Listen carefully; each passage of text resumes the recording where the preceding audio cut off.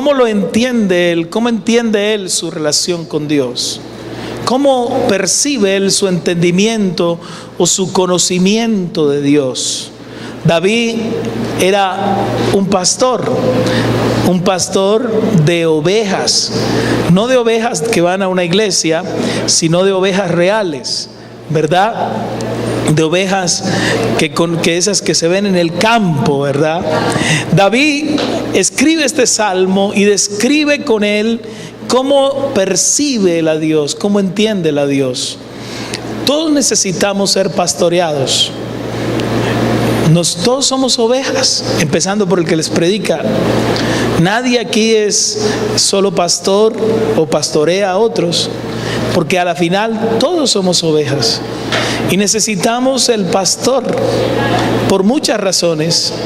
Necesitamos que alguien esté enfrente de nosotros. David hace un cuadro de su relación con Dios y empieza diciendo en el versículo 1 que el Señor es su pastor y por él ser su pastor nada le va a faltar. Esto es una expresión bastante amplia, porque uno podría decir, bueno, si yo soy cristiano y tengo a Cristo, ¿qué carencias puedo tener? Y esa es la paradoja de nuestra fe. La paradoja de nuestra fe es que somos iguales que todos los seres humanos, con las mismas necesidades de todo el mundo, pero a la vez con todo esto suplido. Es decir, que el que usted sea creyente no significa que algo le falte en la vida. ¿Cuáles son las necesidades que pudiéramos tener? Bueno, pueden ser las materiales. Siempre que pensamos en necesidades, pensamos en que le falte a alguien la comida, el vestido, el techo. Pero cuando el salmista dice que nada, está encerrando en esa expresión que Dios suple todo lo que nos falte. Y que según lo que dice la Biblia, en Él estamos completos. ¿Cuántos dicen amén? Diga al que está a su lado, nada te falta. ¿Sabe por qué somos cristianos? Porque el Señor nos ha satisfecho en todo lo que necesitamos. ¿Sabe por qué caminamos con Cristo y no necesitamos hacer lo que todo el mundo hace para sentirse bien? Porque el Señor lo ha llenado todo en nosotros. Porque no hay un solo espacio de nuestra vida donde Dios no ocupe un lugar o no llene todo. La gente que no tiene a Jesús es vacía y por eso tiene que satisfacer sus vacíos con lo que el mundo les ofrece.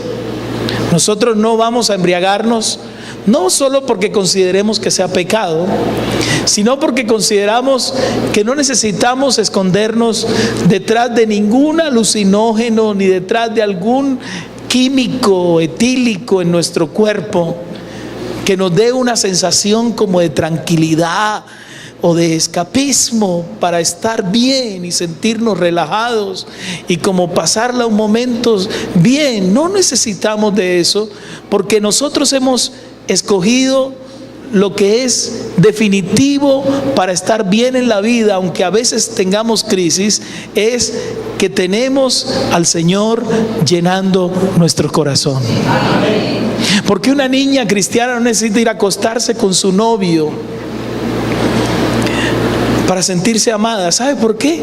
Porque ya ella está amada por el Señor. El Señor ha llenado todos sus vacíos. Igual está la tentación en la carne. Igual está todos los vacíos que el ser humano siente, la tristeza, la soledad, la ansiedad, todo eso va a estar latente en nuestra vida. Pero cuando somos pastoreados por Dios, escuche, Él suple nuestras necesidades. No necesita recurrir a nada. Ahora, ¿cómo es que Dios nos pastorea? ¿Cómo es que Dios ocupa todos esos espacios?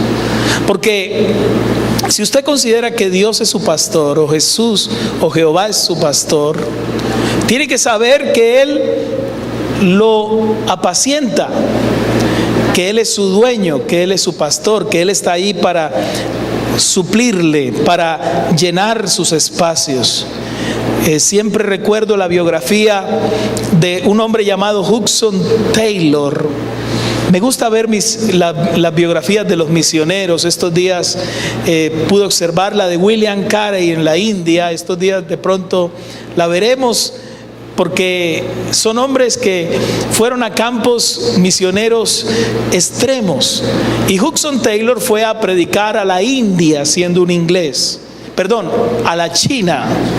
Hudson Taylor fue misionero en la China, y escuche, estuvo en la guerra civil que había en la China en esos tiempos, donde habían pestes, enfermedades, hambres, guerras, de todo. ¿Qué más que tan difícil vivir en esa situación? Pues Hudson Taylor vivía en esa situación y escribía un diario.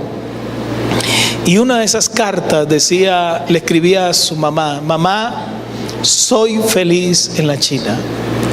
Soy feliz en la China porque estoy completo en Dios.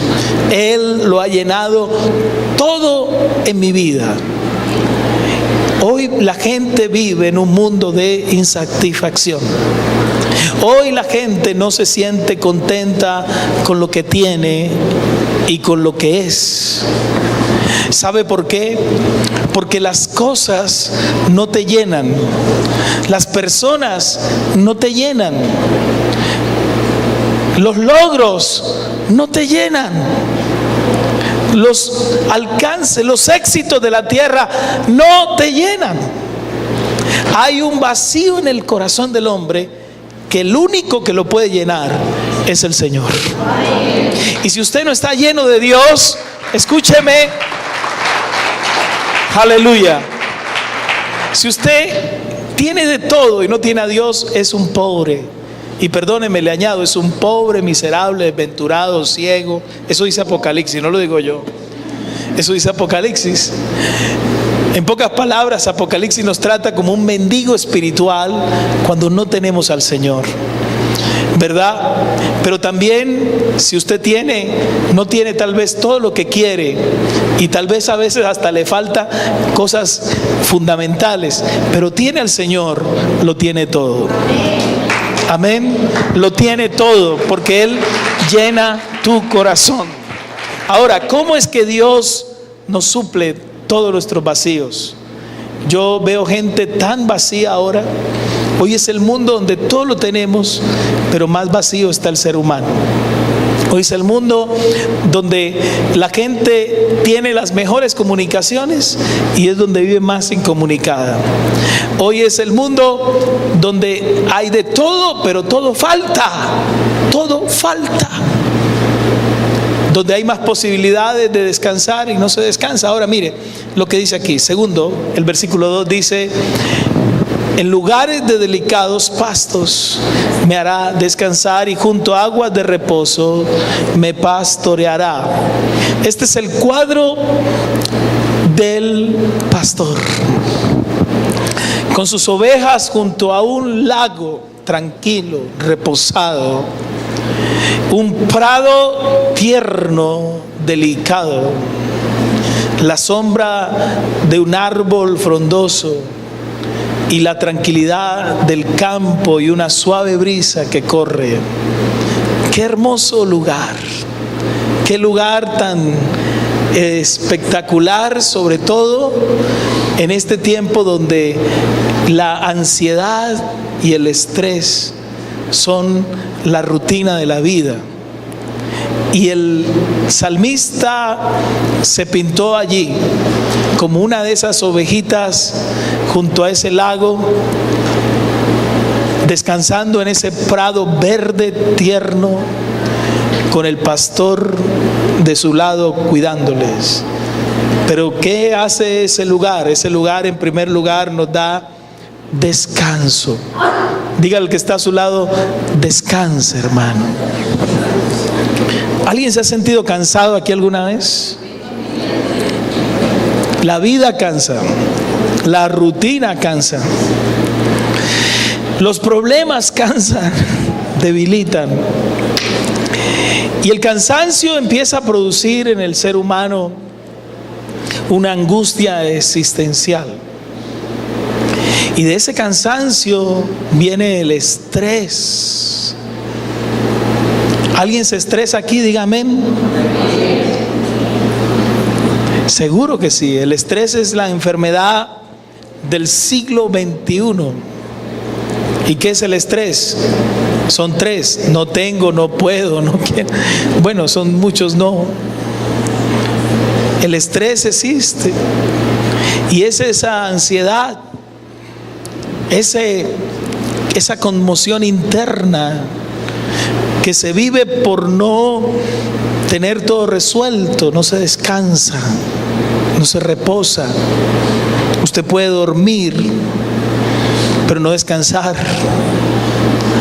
Se acuesta en la noche y se puede levantar más cansado en la mañana, porque su espíritu no está reposado. Y si su interior no reposa, su cuerpo no descansa. El descanso de Dios es el reposo de Dios. Y Dios quiere que sus hijos reposen. Amén. Que estemos descansados, tranquilos. Cuando yo me siento muy cansado, a mí se me prenden unas alarmas espirituales y tengo que automáticamente hacer un pare y reposar, tranquilizarme, porque estresado, angustiado no funciono, me bloqueo, no me da la forma. Y escuche algo, el Señor habla de esto en Filipenses, en el capítulo 4, Filipenses 4, el versículo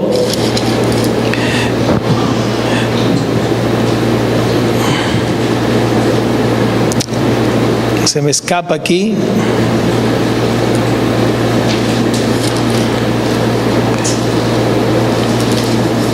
A ver,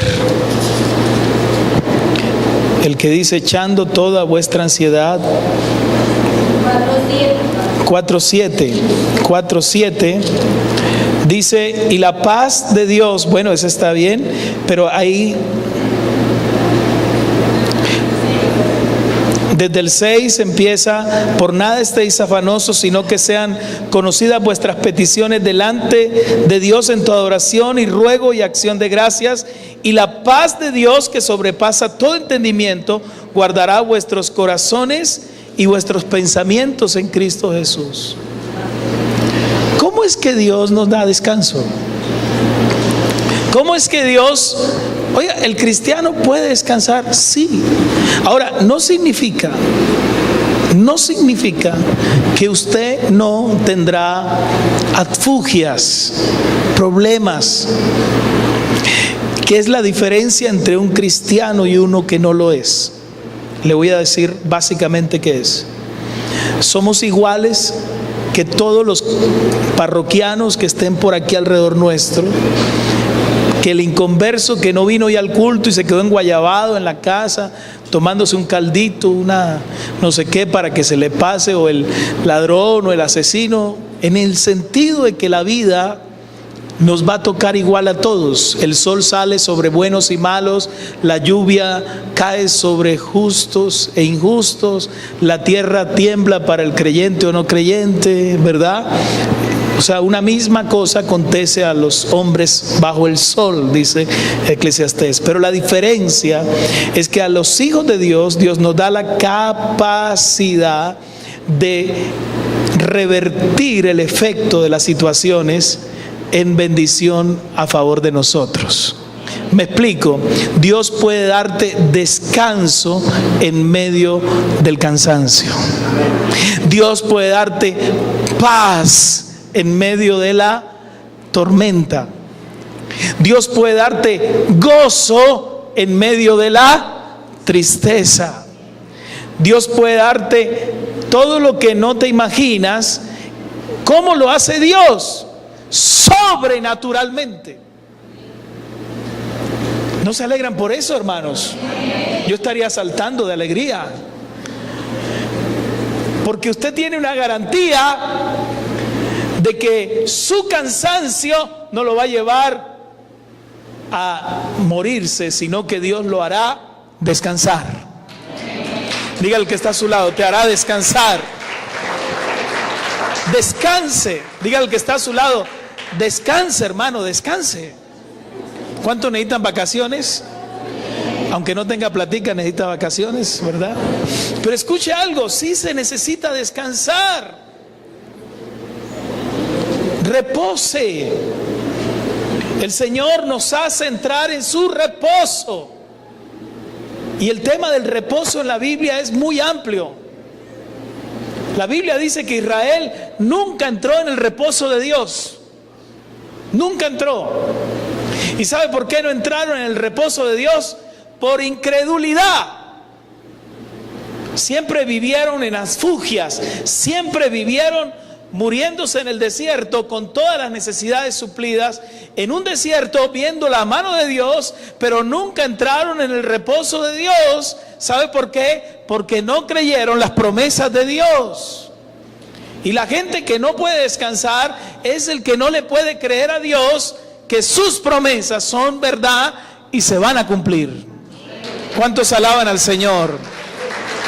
Él nos pastorea junto a las aguas de reposo. Pero en tercer lugar, Él nos conforta.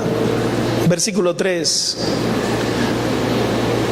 23:3, Salmos. Confortará mi alma. Y lo segundo, me guiará por sendas de justicia, por amor de su nombre. ¿Qué es el alma? El alma es como lo que podemos definir, el asiento de las emociones. El alma es el asiento de las emociones, y las emociones juegan un papel determinante en nuestra relación con Dios. Regularmente nosotros no caminamos porque no sentimos, porque no estamos animados, porque nos desanimamos. De hecho, ánimo o estar animado viene de la raíz alma. El ánimo, el alma es lo que necesitamos. Y a veces nos desanimamos. Las ovejas se desaniman cuando se cansan. Cuando nos cansamos, perdemos el ánimo. Y necesitamos ser confortados en nuestro ánimo. Yo veo mucha gente a veces en las iglesias sentadas desanimados. Y quisiera un pastor animarlos. Hermano, ánimo, para adelante. No mire para atrás, eche para adelante, hermano, aleluya. Y de pronto usted dice, sí, ahora sí, gloria a Dios. Voy a pararme firme otra vez. Pero luego otra vez se va desgastando.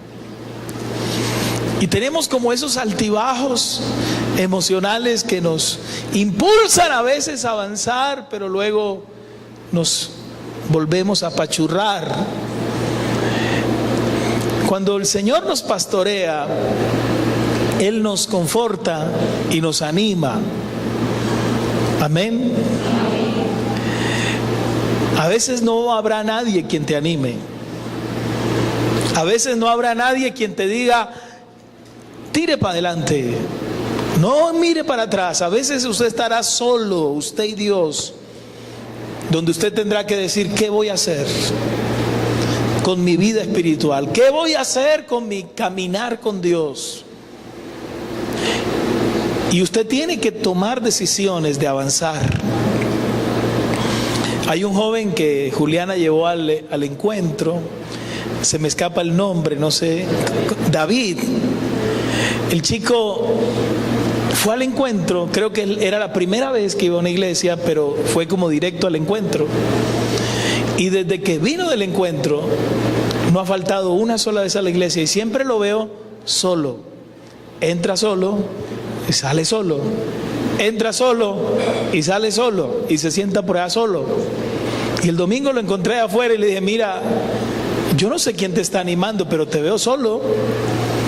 Y yo quiero animarte, ahora que te veo, y a felicitarte de que estás tomando las cosas de Dios en serio por tu propia cuenta. Y estás aprendiendo a depender de Dios y apoyarte en Él. ¿Cuántos nos hemos quejado? A mí nadie me anima. Por lo contrario, me pisan. Antes hay más gente que te desanime que los que te animen. Habrá más situaciones que te desmotiven a las que te fortalezcan. El pastor tiene unos poquitos minutos aquí para decirle algo a usted que lo conforte y que lo pastoree. Pero escuche, usted tendrá 6 días, 7 días en la semana de muchas situaciones que lo empujarán hacia atrás a desistir de su carrera en Cristo.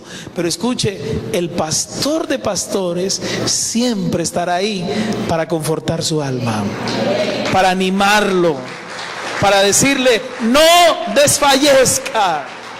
Avance, aunque emocionalmente no se encuentre bien, aunque tenga una lucha entre su mente y sus reflexiones, aunque las dudas te arropen, aunque el dolor te cobije, avance. A veces se avanza por fe, a veces se avanza sin entenderlo todo y bajo mucha presión. Pero escuche, cuando se avanza en esa línea, se forma el carácter y se crean cristianos fuertes, decididos y estables en Cristo Jesús. Me guiará por sendas de justicia por amor de su nombre. No solo nos conforta, sino que también nos direcciona. Usted no va ciego cuando su pastor es el Señor. Usted no va por lugares equivocados. Y mire, el Señor guía sus pasos. ¿Cuántos dicen amén? El Señor guía sus caminos. El Señor guía sus sendas. El Señor lo protege. Y mire lo que dice el versículo, esta parte: me guiará por las sendas de justicia. Dios te va a encaminar en el camino de la salvación. Usted querrá torcer sus pasos, pero el Señor enderezará sus veredas. Porque usted fue encaminado en las sendas del Señor. Y por más que usted quiera ir lejos de Dios, usted va montado en los rieles de la justicia de Dios. Yo considero que los que hemos conocido a Dios somos como un tren sobre unos rieles. No es un automóvil sobre una carretera, sino un tren que va sobre unos rieles. El Señor puso el camino y usted va montado sobre él. Y por más que usted quiera salirse del camino, el Señor lo atrae a él. Por torpe que sea, dice la Biblia, el Señor lo guiará. Pondré mi ley y mi justicia en sus corazones. No solo en el libro de la Biblia, sino en sus corazones, de tal manera que aunque usted quiera olvidarse de ellos, aunque usted quiera deshacerse de lo que sabe y entiende, será imposible, porque fue como el sello del Espíritu Santo en su vida. Me guiará por sendas de justicia, por amor de su nombre. Su nombre está en usted. Su nombre significa por su carácter, por lo que Él es, por lo que Él representa. Versículo 4, póngalo allí. Aunque ande en el valle de la sombra y de la muerte, no temeré mal alguno, porque tú estarás conmigo, tu vara y tu cayado me infundirán aliento. ¿Ha ido usted por algún lugar peligroso alguna vez? ¿Quién recuerda algo? Bueno, Juliana nos contó algo estos días increíble, pero yo recuerdo muchos lugares donde he estado en peligro, literal peligro. Pero recuerdo uno en especial cuando miro esto, porque una vez veníamos de la costa con mi familia, salimos de Cartagena en un Mazda coupé viejito, 2 puertas, ¿sí? Y llegamos a las 7, 8 de la noche a Ventanas. Y yo no sabía, a mí nadie me ha dicho cómo era eso. Le voy a contar para que usted no lo vaya a hacer, hermano, listo. Y cuando llego a ese lugar, yo dije, llegué al cielo, hermano, porque no se veía nada. Llegó un momento en que yo me sentía como cuando a un avión entre las nubes, usted no ve nada. Yo iba manejando por la fe, hermanos. No veía nada. Yo dije, pero ¿cómo voy yo aquí? Mi esposa iba con la cabeza por fuera del carro y me decía, para allá, para allá, para allá, para acá, para acá, para acá. Y ya casi nos íbamos a un abismo, hermanos. Hasta que, yo no sé, paré por allá donde un señor y se estaba viendo un partido de la selección Colombia. Y yo estaba asustado y me entré y le dije, mire señor, yo no sé cómo manejar por aquí. Y sin mirarme me dijo, siga una mula. Así me dijo. Bueno, por ahí me fui detrás de una mula y detrás de los bombillitos rojos ahí. Y salimos de ese lugar. Pero son lugares tenebrosos. Y cuando David escribe esto,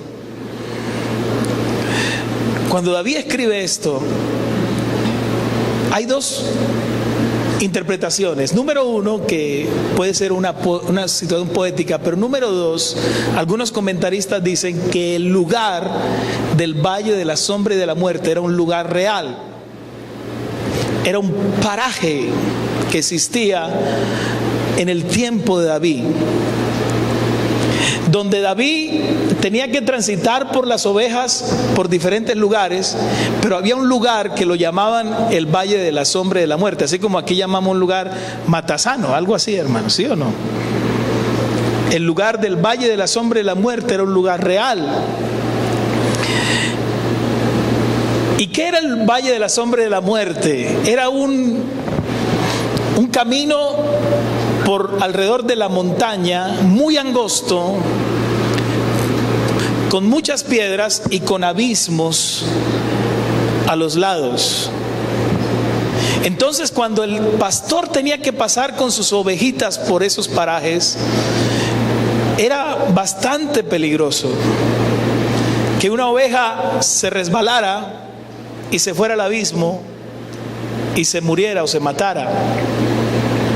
Por esta razón David escribe esto y dice, aunque yo tuviera que pasar por un lugar que es como un abismo, como un despeñadero, donde me puedo estrellar contra las rocas, tú estarás conmigo. Y tu vara y tu cayado me infundirán el aliento. Porque el pastor usaba una vara, y cuando la oveja estaba a punto de caerse, él la alaba con su vara y la ubicaba en el camino. Porque las ovejas es un animalito, el único, uno de los pocos, o bueno, pueden haber más cosas, pero la oveja es un animal que necesitaba el cuidado, la protección, porque su sentido de orientación, de olfato, de vista, de oído, es muy corto. Son animales muy torpes. Dígale al que está a su lado, el Señor nos está hablando. Amén. Son muy torpes. Amén. Pueden perderse del lugar e ir a lugares donde ni se dan cuenta. Yo estuve por allá en un lugar donde me encontré con un pastor de ovejas, y las ovejitas tienen una campanita aquí, Y es porque el pastor necesita saber dónde están, porque ellas no vuelven, se van caminando y se van solas, no perciben el peligro, no perciben, pierden la noción del tiempo y del espacio, y por eso necesitan ser pastoreadas. La vara se usaba para ponerlas en el lugar, la vara se usaba para corregirlas, la vara se usaba para protegerlas. Y el salmista decía que esa vara le infundía aliento. Vamos en el camino, hermanos. Y a veces en este caminar no es fácil. Pero quiero decirte que esta mañana el Señor te trajo para decirte que Él es tu pastor. Que Él es tu pastor. Que a veces no percibes un pastor aquí en la tierra. Yo estoy muy limitado para ayudar a la gran mayoría de ustedes. Quisiera participar en cada una de sus cosas, sus decisiones, necesidades, y poderles apoyar, pero reconozco mi limitación y mi ausencia como persona, como hombre con ustedes, como pastor. Pero alguien que nunca está ausente en tu vida, y lo tienes que entender, es que el pastor que nunca se ausenta es el Señor Jesucristo. ¿Y sabe qué es lo que quiere el Señor? Que lo percibas, que lo entiendas, que sepas que Él nunca se va, que Él siempre está, aunque no lo sientes. Pastor José, usted que está hablando eso, yo no veo a Dios en mi vida, yo no lo percibo por ninguna parte, ni siquiera cuando oran, ni cuando cantan en la iglesia, ni cuando lloro en mi casa solo, ni cuando pongo una alabanza, yo no percibo a Dios. Pues aunque no lo percibas, Él está presente, siempre está presente. Aderezas mesas, versículo 5, delante de mí, en presencia de mis angustiadores. A Jesús lo llamaban comilón y bebedor, porque se juntaba con la gente a comer. Y una forma en que el Señor pastoreaba a la gente, se acercaba a ellos, era por medio de la comida. La comida para los hebreos era un sinónimo de amistad. Por eso cuando Jesús toma la cena con los discípulos, les dice: hacía mucho tiempo quería comer esta cena con ustedes. ¿Sabe por qué? Porque era el momento de intimidad, el momento donde Él podía abrir su corazón y ser Él, mostrar que estaba triste hasta la muerte, despedirse de sus amigos y mostrarles su gran amor. Y cuando el Señor dice que pone una mesa frente a nosotros, nos está diciendo que ese pastor es un amigo que nos invita a comer. He aquí yo estoy a la puerta y llamo. Si alguno oye mi voz y abre la puerta, yo entraré a él, cenaré con él y él conmigo. Una comida significa un tiempo de fiesta, un tiempo de armonía, un tiempo de intimidad.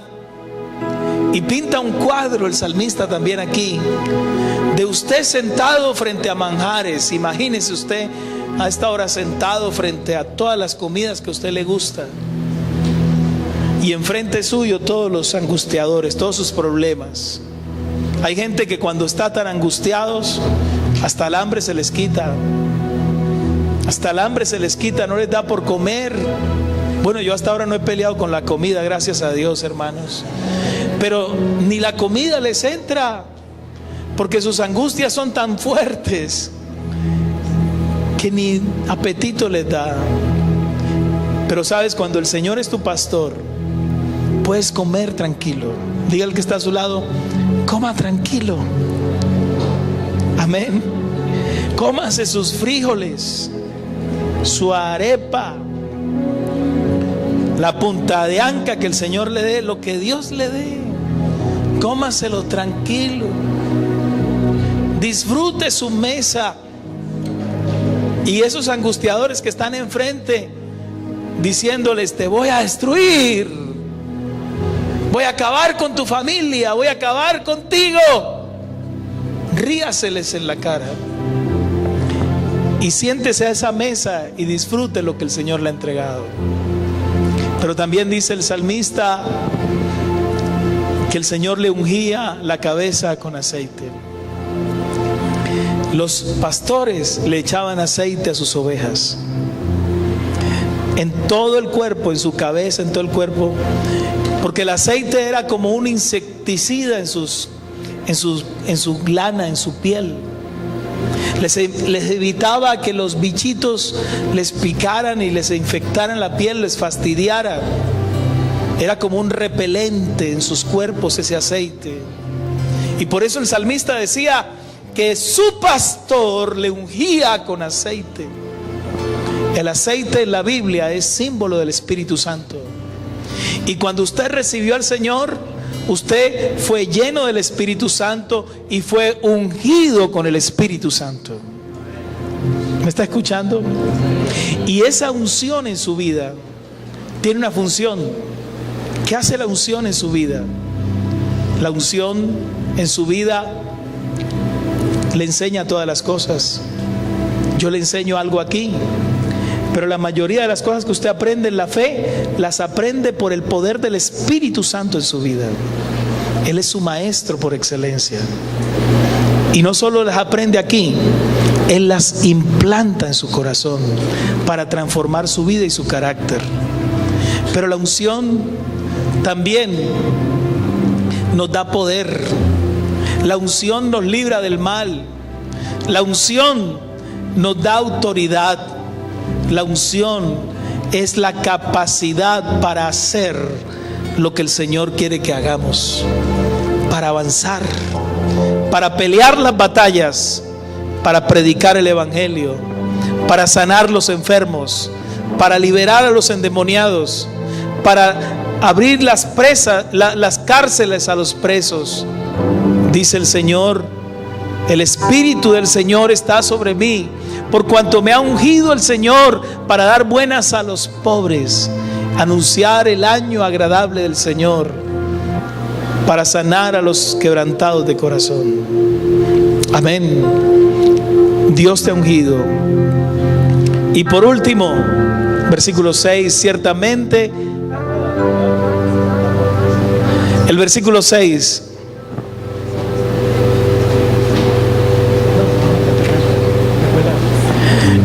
Ciertamente el bien y la misericordia me seguirán todos los días de mi vida. Dígale al que está a su lado: las bendiciones te alcanzarán. El bien y la misericordia te van a perseguir. ¿Sabe cómo veo yo esto? ¿Cuántos se vieron La Pantera Rosa alguna vez? ¿Sí se acuerda? La Pantera Rosa caminaba con una sombrilla y la nube solo llovía sobre ella. ¿Se acuerdan? O yo soy el único viejito aquí que di La Pantera Rosa, hermanos. No, escuche, ella caminaba y la lluvia caía sobre ella. Y yo veía ese cuadro y eso daba risa, ¿verdad? Están de malas La Pantera Rosa, solo llueve ahí donde ella está. Y yo decía: Señor, ese cuadro se parece a los cristianos. Nosotros vamos caminando y la nube de Dios va lloviendo bendiciones sobre nosotros. Nos seguirán, nos seguirán, nos seguirán. Ciertamente el bien y la misericordia del Señor te seguirán todos los días de tu vida. Te seguirán. Ciertamente estas, dice Deuteronomio, estas bendiciones te alcanzarán. Como si te persiguieran, como si la gente dirá: es la energía, es como un imán. Nada de eso, o es buena suerte, nada de eso. Es que la bendición de Dios está sobre nosotros. Te buscarán a ti, a nadie más. Te dirán: es con usted, es con usted. No queremos a otros, es con usted. ¿Por qué? Por cara bonita, no. Porque el bien y la misericordia de Dios te seguirán todos los días de tu vida. Y esta última expresión yo la amo. ¿Sabe por qué? Porque dice: y en la casa de Jehová moraré por largos días. Hasta David no había un templo. Hasta David lo único que había era un tabernáculo, que era como lo más cercano al templo.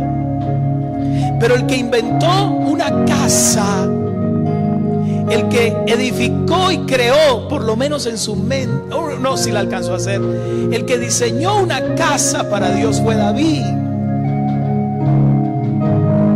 Cuando trajo el arca, como no tenía tiempo para hacer una casa, ¿sabe qué hizo? Puso 4 cortinitas y un techo, y le hizo casa al arca. Pero en su mente y en su corazón dijo: yo haré una casa para Dios. Yo haré un templo para Dios.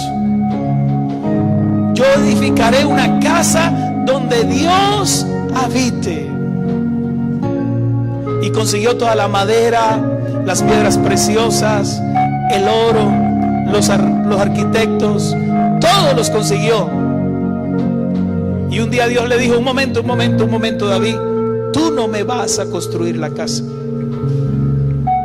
porque tus manos están llenas de sangre, pero tu hijo construirá mi casa. Y escuche, David no construyó la casa, pero amó siempre la casa. Yo quiero decirle algo: yo amo la iglesia. ¿Cuántos aman la iglesia? No venga con el cuento de que usted es la iglesia y que la casa es su iglesia. No. La casa de Dios. Esta es la casa de Dios. ¿Me está escuchando? Diga conmigo: esta es la casa de Dios. Amén. Y este lugar necesita ser amado. Es verdad que cuando usted hace una reunión en su casa, usted ora en su casa, se convierte en un lugar santo y en un lugar de adoración. Pero Dios escogió un lugar donde su nombre será exaltado, y es su casa. Ahora, la asamblea de los santos hace la iglesia. La iglesia es usted, soy yo, donde vamos. Pero hay un lugar de reunión: la iglesia, la comunidad de los creyentes, la asamblea de los que amamos a Dios. Esta es la asamblea, esta es la iglesia. No se limita solo a 4 paredes, sino la asamblea. Nosotros podemos salirnos aquí a la parte de afuera, a la plazoleta, y reunirnos, y ahí está la iglesia, ahí está la casa de Dios. Pero si usted no ama la casa de Dios, ámela, porque mire, David anhelaba estar en la casa de Dios. Y en tu casa moraré por largos días. Habitaré en tus moradas, porque aún la golondrina y el gorrión buscan dónde poner sus nidos, cerca de tus altares, oh Dios. ¿Ama usted la casa de Dios? Ame estar en la casa de Dios, porque dice la Biblia que allí envía el Señor bendición y vida eterna. Amén. Póngase de pie y adore a Dios.